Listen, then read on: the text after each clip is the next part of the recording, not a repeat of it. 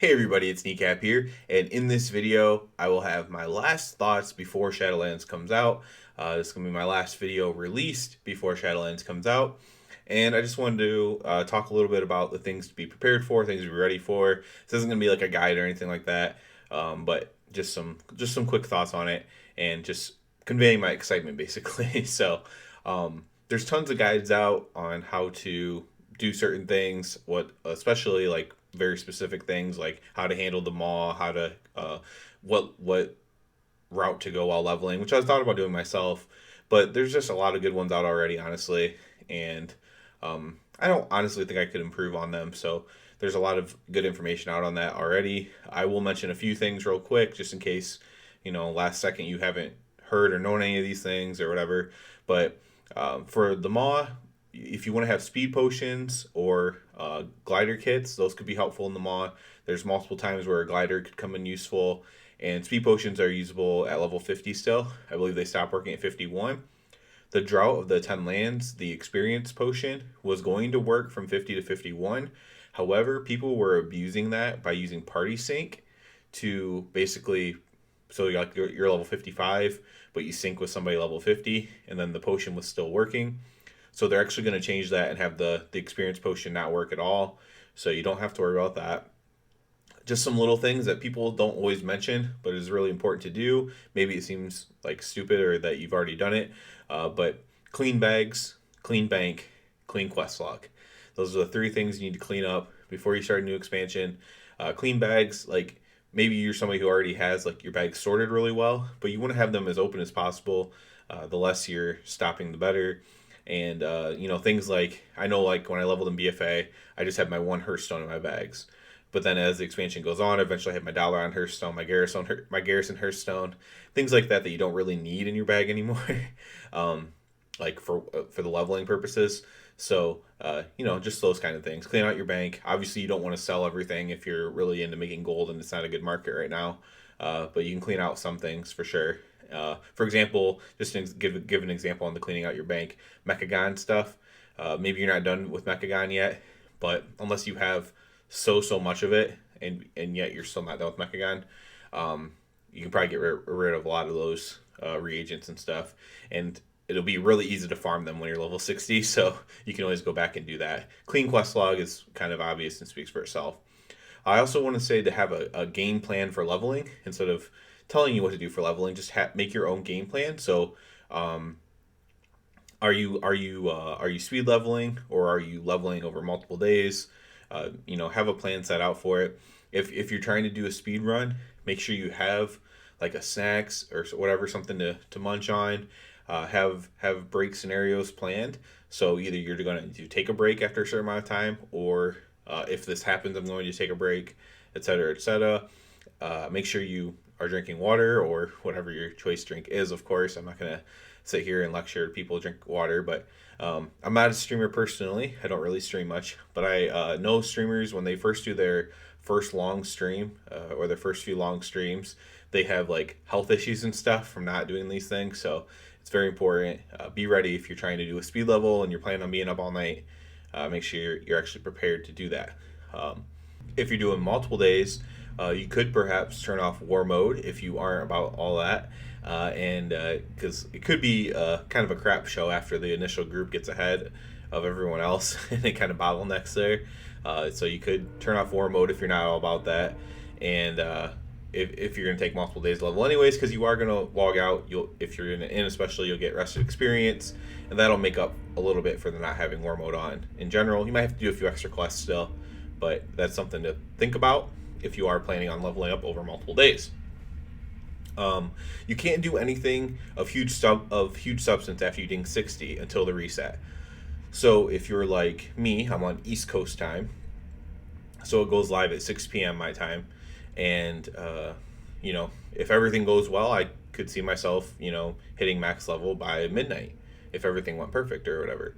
And it's important to note that I could just go to sleep. I might try to do world quests if those are available or unlocked. I try to do some little minor things after I hit 60, but you can't do anything huge of substance. You can't start your renown. You can't start mythic dungeons. You can't can't really start doing anything of major. Oh, you can't start Torghast. That's a big thing. So that's a big deal and something you should know if you don't already know. So those are all the things that I wanted to mention that are kind of already in some really good guides that are out there in articles. And then I just want to give a few more thoughts as well. I did want to say my last video was just about the interview done with Ian Hazakostas by Wowhead. And I did have a comment and I assume a dislike on that video mentioning where's this interview at? And maybe it's just me showing my age or something, but an interview isn't always on video or like live or whatever. I believe this interview was, in this case, just kind of like question sent and question answered. You know, that's a really old school way to do an interview. And so it was like a verbal or written interview. And so that's what the video was referencing on, not a video interview. At least not to my knowledge. I didn't see a video for it. I just read the transcript. So it looked, I don't believe there was a video corresponding to it. So I did want to mention that really quick for that. And then other than that, I just want to talk about I'm absolutely hyped. For me personally, this is my plan. I have, just, some people take like a week off or whatever, but I have like, I can stay up all night of the night of, and then I can do whatever I want Tuesday essentially, and then basically back to a normal week for me after that. So I'm really trying to get as much in as I can. I'm planning on leveling as fast as I possibly can. If there's nothing of substance to do, I might just go to sleep, wake up, and then start doing stuff after the reset. That's my plan.